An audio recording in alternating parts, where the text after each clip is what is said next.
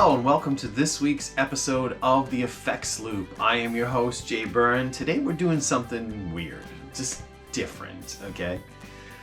This is probably a 15-year-old Fender Rumble 15 bass amp. My nephew played bass and he decided that he didn't want to play anymore, and he had a bass guitar and an amp laying around, and I didn't really need the bass guitar, and he was just kind of looking to get rid of the stuff. And I said, I'll take that bass amp off your hands if you don't want it, because I don't have a bass amp anymore. I had a Line 6 bass amp, which was just a little bit too much for me because I don't really play bass that much. So I wasn't thinking about it as a bass amp. I mean as a guitar amp. We'll get to that in a second. But I decided that I'd take it. I said, yeah, I'll take that. That's cool. This thing was filthy. I mean, covered in cat hair and because they got dogs and cat. I mean, it was filthy. I spent a long time. I took the whole thing apart. I cleaned it, and it's cleaned up surprisingly well. I mean, it looks pretty good considering what it actually did look like. But this is a little 15-watt Fender Rumble bass amp. Okay. Running in through a pedal board right now. I've got a MXR carbon copy on and a Source Audio True Spring for a little bit of reverb. That's it. That's all I'm using because otherwise it's extremely dry. Actually, I'll show you flat out what this sounds like with nothing on it. All right, I'm in my middle position here on my telly. Figured I'd use the telly today because the telly kind of makes more sense. But I plugged a guitar into this amp and I was amazed at how good it sounded. Put it on my main pickup here.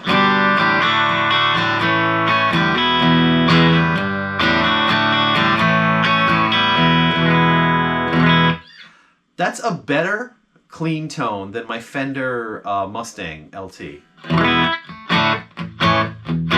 It's very plain, it's very sterile. So if you want to use it as a guitar amp, you got to use it with a little bit of reverb, maybe some delay, but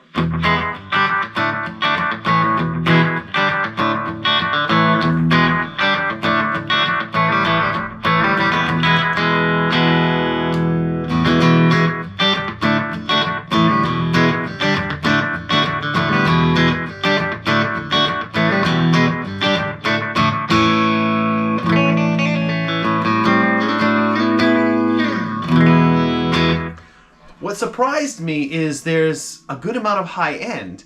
It has a decent amount of low end, of course, because it's a bass amp, but it's just a cheap bass amp speaker. It's like an 8-inch speaker, and it really doesn't sound that bad.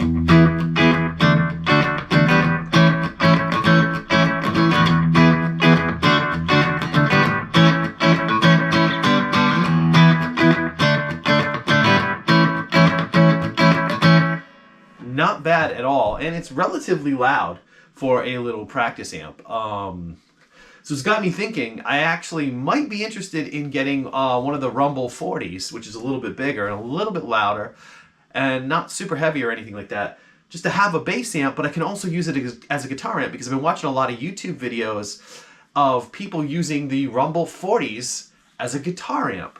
And I was like, wow, I would have never thought of that. Like, I just would have thought it would have been something weird and muddy. I literally plugged into this just to see what it would sound like. And I was amazed at what I got.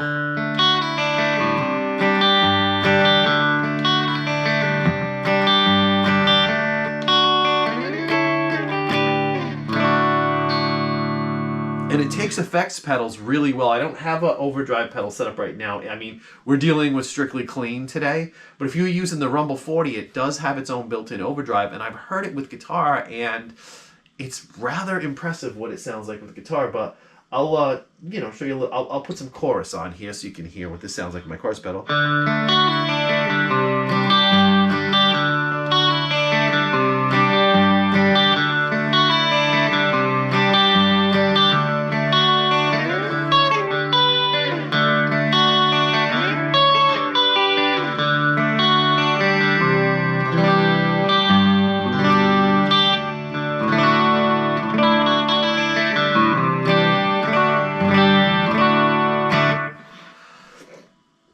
So yeah, that's kind impressive. I mean, I'm impressed with how well it takes pedals. It seems to give you kind of the best of what the pedal can do. Like, look, I've got an MXR Phase 95 here, so let's try that one.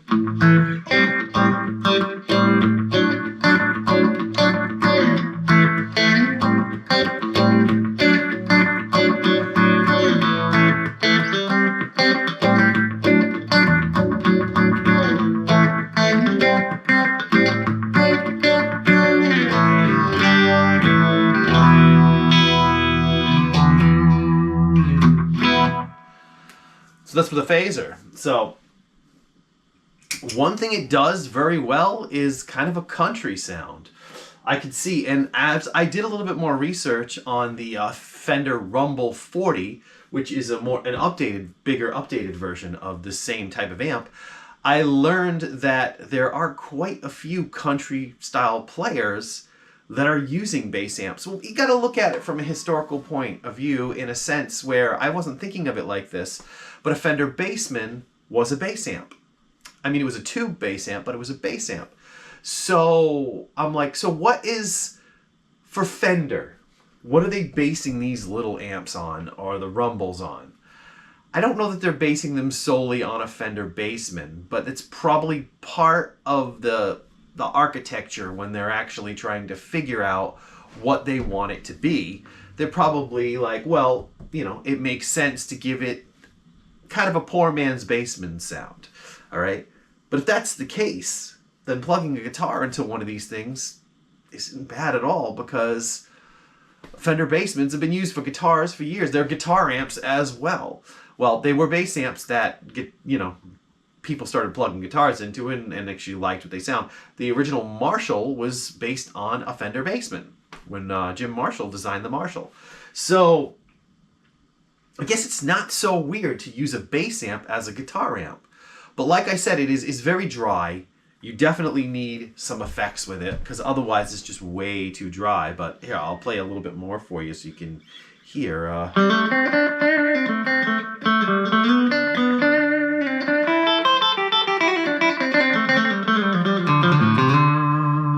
You can really get that kind of rockabilly thing going on, because I mean, I guess it could make sense in a way, because people like Setzer and stuff, they were using Fender Bassmans, so you can get that.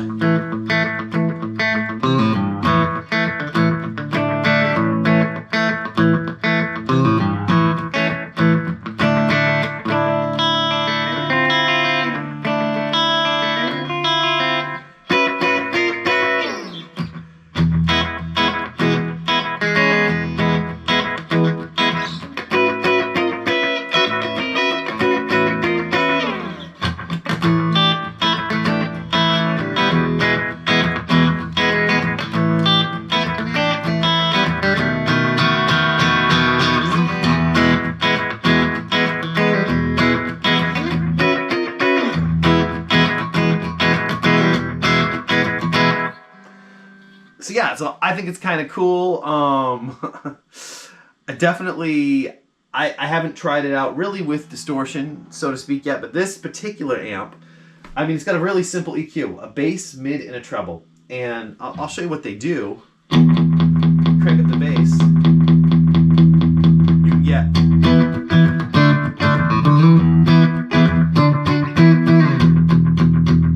You get that Fender thump that you can get through, like, a clean Fender amp, but with a cheap bass speaker, basically. This is a EQ. It says this is the mids right here, so you can scoop it right out, or you can crank it up kind of high.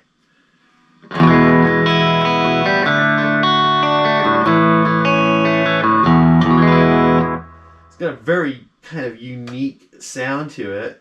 This is with the treble right now.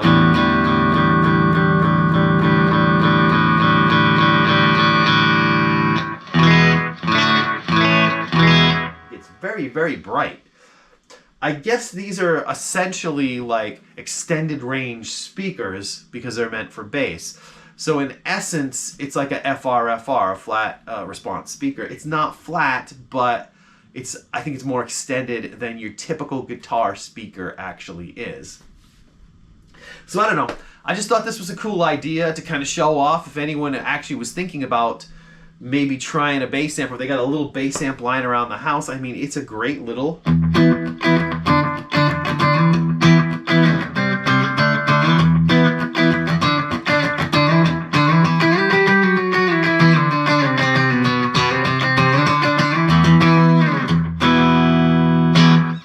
Like I said, it sounds better than my Fender LT25 Mustang, my Mustang. It sounds better. Like, it's got a better frequency response. It works with the pedals. If I just want to play clean, you know, instead of going out and buying like an expensive Princeton or a Tone Master or something like that, because I've gone through the Tone Master range, and I just want something that if I wanted to play clean through, it has a nice clean... This is a pedal platform amp, 100%. I mean, it's super clean, and you can run a pedal, and the pedals seem to work nicely with it, so...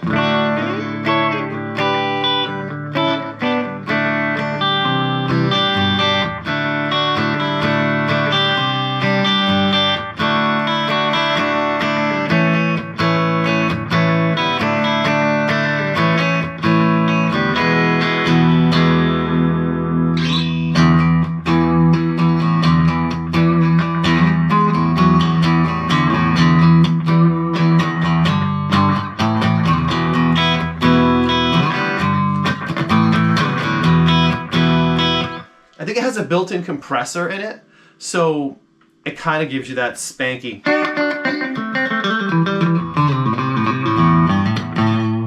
They got kind of like this little built-in compressor thing going on, so it gives you that kind of spanky country thing going on anyway. But yeah, so I don't know. It was an idea, and I thought it would be kind of a cool idea, cool little video just to show you that if you wanted to use a bass amp for a guitar, and surprisingly, there are a lot of people out there that do, and I didn't really ever think about it, that something like this really, really works. And these are cheap, man. This is less than $100. It's like $90 for the newest version of this that they sell on the market right now, which is basically the exact same thing, just repackaged, probably a little bit improved. It's not, I'm pretty sure the newer versions aren't digital or anything like that. You can get a digital version, but that has effects and stuff like that. But you can also just buy the regular bog standard, you know, solid state version as well. And like I said, this has got me thinking about a Fender Rumble 40, because that would be perfect to have as a bass amp around the house, because it's got an out. This doesn't have an out. It has headphones, but it doesn't have an actual line out. And I could use it for recording, as well as I could use it as a clean amp just for jamming when I want to play clean. And it's got a nice tone to it. So yeah, I hope you like this kind of content. My name is, I'm Jay Byrne. This has been the Effects Loop. I think going forward, I am going to start limiting the SFX Loop to maybe 1 episode a month, because it seems like the guitar stuff just gets more attention. I enjoy doing the SFX Loop. I started doing it because I wanted to do some stuff movie related, but it just doesn't get the kind of attention that the guitar stuff gets. So what I'm going to do is I'm going to cut it down to once a month for the SFX Loop, and the rest of the month is going to be guitar related stuff. Yeah. So, I don't know if you can see, I don't know if you can notice in the corner something hanging on the wall. I got a video about that. I got some pedals coming up. Life's kind of thrown me a curveball lately. My father passed, which, you know, is what it is. And then I got COVID, and then all kinds of other stuff happened, and then I have this back problem that is kind of hit me hard after COVID, and man, it's been a little rough lately. But I plan on picking up the pace and getting some more videos out here for you. This is kind of like a short little one-off just to get something out there. But yeah, so if you like this stuff, like, subscribe, leave a comment. I appreciate it. And hope to see you next time. And remember, you got a guitar, plug it into anything you got lying around, because you never know what you're gonna get. Because this really surprised me, using a bass amp for guitar. So anyway, take care. I'm Jay Byrne. See you next time.